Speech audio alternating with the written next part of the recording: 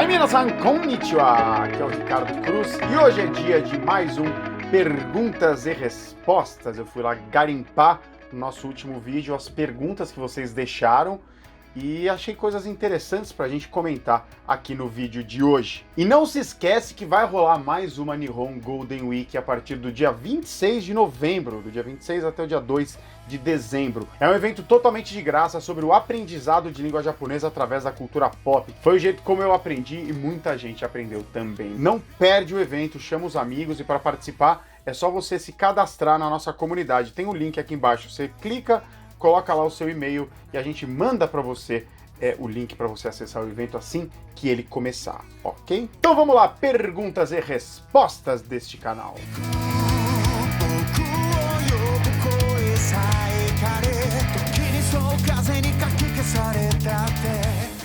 Bom, a primeira pergunta é do Thiago Guimarães. Ele pergunta o que é a forma causativa do japonês. Poderia falar um pouco sobre o assunto? Muito bem, a forma causativa é uma das conjugações verbais em japonês. Lembrando que os verbos em japonês eles têm poucas conjugações, poucos tipos de conjugações comparado com o português, por exemplo, que tem muitas. Em japonês tem pouco. A forma causativa dos verbos é quando você, assim, falando em termos gerais, é quando você faz com que alguém faça alguma ação. Quando você meio que obriga alguém a fazer algo, tá? Os verbos, eles assumem uma forma diferente, mas existem regras para todos os grupos verbais, eles se transformam numa outra forma e passam a indicar esse sentido. Por exemplo, é um verbo simples, suru, suru, significa fazer, é um verbo bem simples, todo mundo conhece que estuda japonês. Ele na forma causativa se transforma em saseru, saseru, que quer dizer fazer, fazer. Fazer alguém fazer. Claro que isso em linhas gerais, depende muito da interação desses verbos com as partículas e assim os sentidos são diversos. E cuidado com o nome, né? Apesar de se chamar forma causativa, não tem essa ideia imediata de causa, né? Causa e consequência, não esquece isso, é só o nome da forma verbal, tá? É quando alguém obriga alguém, quando você faz alguém fazer uma ação. Um outro exemplo que eu posso dar que é bastante comum é quando você ouve omatase itashimashita. Omatase itashimashita, né? Desculpe a demora, desculpe fazer você esperar. Vem da forma causativa do verbo matsu.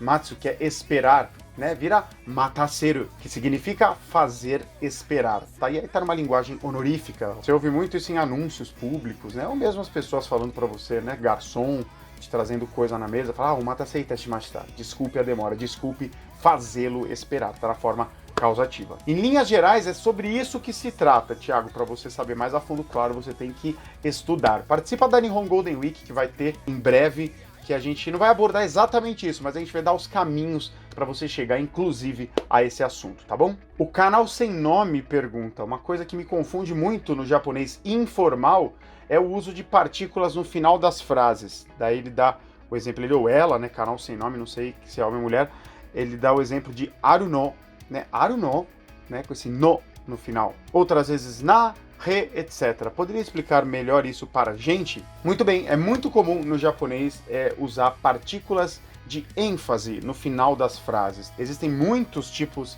de partículas de ênfase. O que é isso? É você dar uma certa força para a frase, você dá um humor para a frase. Não o humor de fazer as pessoas rirem, mas você saber qual é o tom, qual é o clima que aquela pessoa está falando. Quando você coloca o no, por exemplo, que você citou, aru no, aru significa ter, haver, é para objeto. Então quando você fala aru no, né, com esse no final, você está falando tem, tipo tem, no português a gente coloca na melodia a ênfase, a gente coloca no jeito que a gente fala, né, tem uma melodia específica que dá força. Em japonês também tem a melodia, mas tem também uma partícula. No caso aqui, o no é uma das partículas que serve para enfatizar uma frase. Essa mesma partícula serve para informar também quando você está contando, por exemplo, uma coisa que a pessoa não sabe, a pessoa com quem você está falando não sabe daquele assunto, está dando uma informação que só você sabe, passando isso para ela, você pode colocar um no para dar ênfase a essa informação. Por exemplo,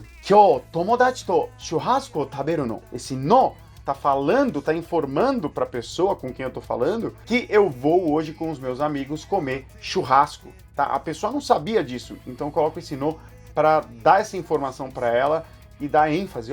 Olha só, hoje eu vou lá comer churrasco com os meus amigos. Então tem esse uso também. Existem partículas de ênfase, por exemplo, para a linguagem feminina, que as mulheres falam, por exemplo, wa, sugoi wa, né? Dependendo da entonação, olha que maluco, dependendo da entonação desse wa, pode servir para homem também, mas é bem mais comum de mulher falar, usar essas partículas. Então, tenha isso na cabeça, né? Não vou falar de todas as partículas de ênfase aqui, porque isso inclusive dá um bom vídeo aqui pro canal. Mas aqui na descrição eu separei um link que tem várias partículas de ênfase do japonês e explicações mais detalhadas para você dar uma olhada melhor, ok? O Gaius Black, eu adoro o nome de vocês, o Gaius Black pergunta o seguinte: olá, Ricardo Sensei, minha dúvida é, nas escolas os alunos escrevem à mão usando kanjis ou utilizam apenas hiragana e katakana? Pergunto isso porque imagino que demoraria muito escrever uma redação usando kanjis complexos. Olha só, uma pergunta interessante. Mas sim, depende assim, as crianças elas começam pelo hiragana, depois elas aprendem o katakana, né, que são os dois alfabetos básicos do japonês. Quem quer aprender japonês é por aí que começa, essa é a porta de entrada, e aí vão lentamente a partir do primário, e aí vão estudar até sair da escola, estudando os kanjis. Uma vez aprendido a escrever esses kanjis, eles escrevem à mão, escrevem redação com kanji à mão, sim. Por mais complexo que seja um kanji, você escreve à mão. Alunos do primeiro, segundo colegial, assim, eles já, né, utilizam kanjis complexos, né, o que a gente chamaria de kanjis complexos com bastante traços e tal, mas quando você tem a prática de escrever, você já conhece bastante os radicais que formam as letras, sai automático, você não demora para escrever kanjis, é bem rápido mesmo. Quer ver? Dá uma olhada nesse vídeo de uma pessoa escrevendo normalmente em japonês.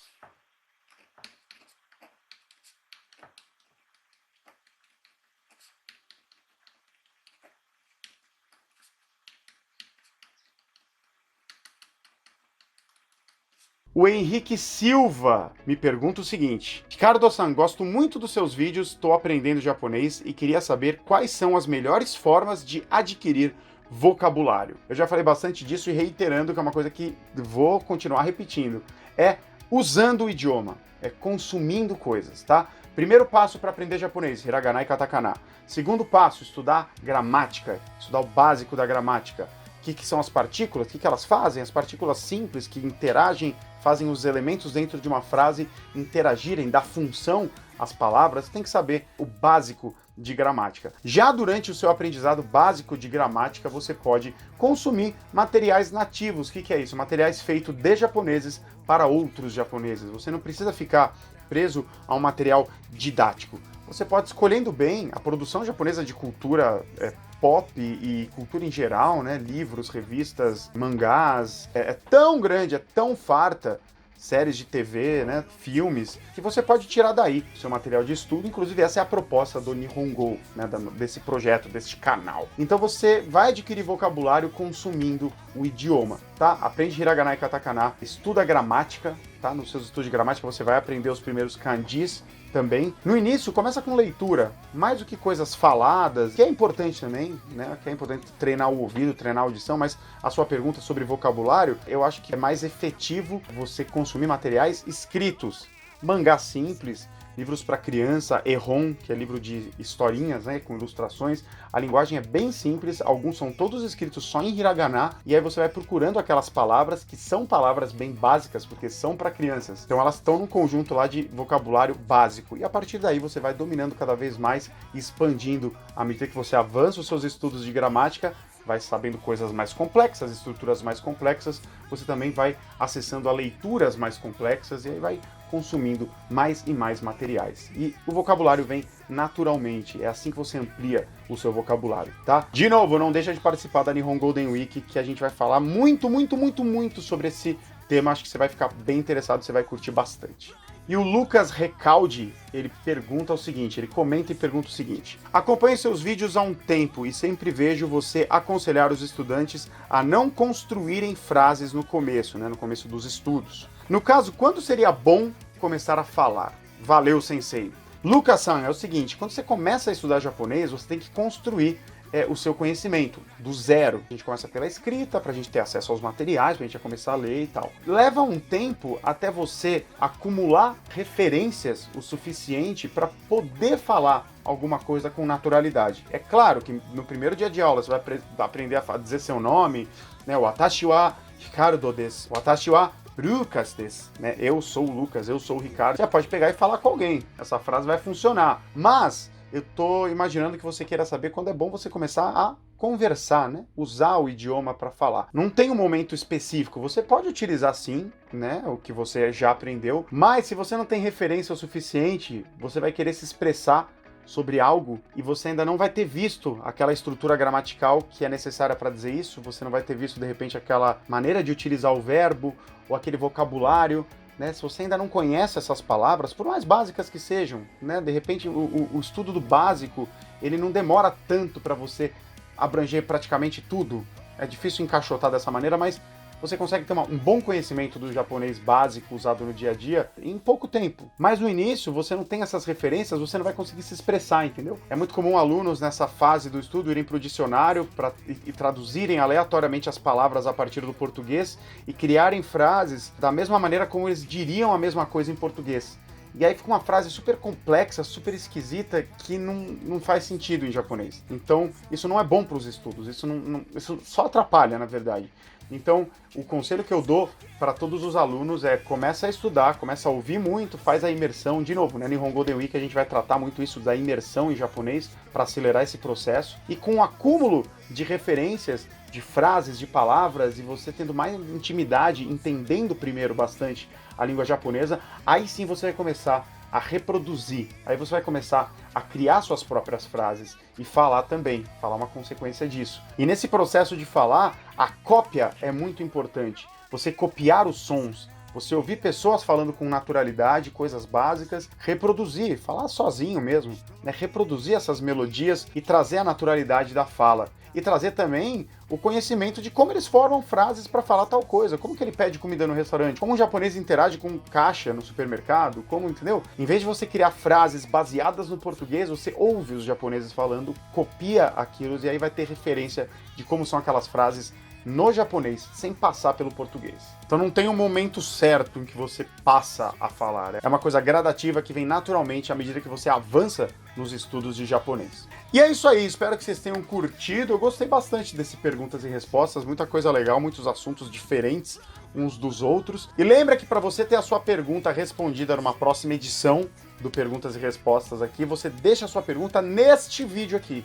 Eu só vou olhar esse vídeo, eu não vou olhar os anteriores, eu só vou ver este vídeo. Então deixa as suas dúvidas aqui que eu vou selecionar algumas e a gente faz outro em algum momento no futuro. E não deixa de participar da Nihon Golden Week a partir do dia 26 de novembro. Aqui embaixo também está o link para você se cadastrar. O evento é completamente gratuito e ele acontece na internet, então você pode assistir de onde você estiver, a hora que você quiser. Você pode participar, não tem desculpa, tá? Chama os amigos que o evento tá muito, muito, muito legal. E não deixa de ver o vídeo que a gente fez sobre quais características a mulher japonesa busca no homem ideal. Ficou curioso? Clica aí. Vejo você no próximo vídeo.